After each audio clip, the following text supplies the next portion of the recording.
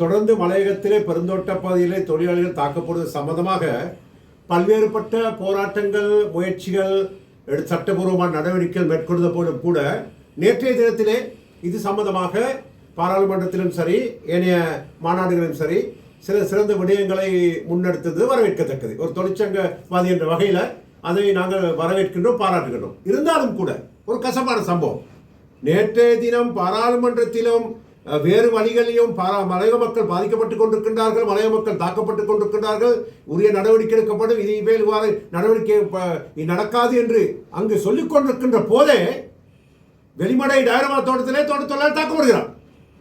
நேற்றைய தினம் பாராளுமன்றத்தில் இது சம்பந்தம் பேசிக்கிட்டு இருக்கும் போதே தங்கேஸ்வரர் அடிக்கிறாங்க. தோட்டத்துறை அவருடைய அந்த சப்பாத்து கால்களை அடித்து, மண்வெட்டி கம்பால் அடித்து கால் உடஞ்சி இன்னைக்கு வெளிமடை இலக்கம் 5 வெளிமடை ஹாஸ்பிட்டலில் இன்னைக்கு அனுமதிக்கப்பட்டு சிகிச்சை பெற்று இருக்கிறார்.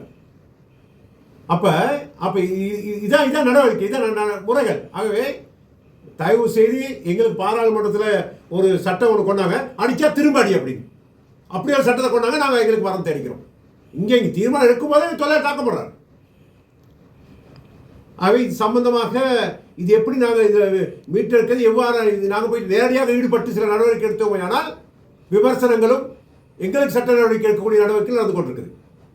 ஆகவே இன்னைக்கு இல்லாட்டி எங்களுக்கு அச்சுறுத்தல் நடைபெற்றுக் கொண்டிருக்கு. ஆகவே இதுக்கு சரியான முடிவு வேணும். இன்னைக்கு தங்கேஸ்வரன், அன்னைக்கு நிஷாந்தன் நீலகாமத்தில், திரும்ப உடம்புசராவையில், திரும்ப ராகலையில், திரும்ப அப்கோட்டில் தொடர்ந்து இவ்வாறு நடவடிக்கை நடந்து கொண்டே வந்துட்டு இருக்குது.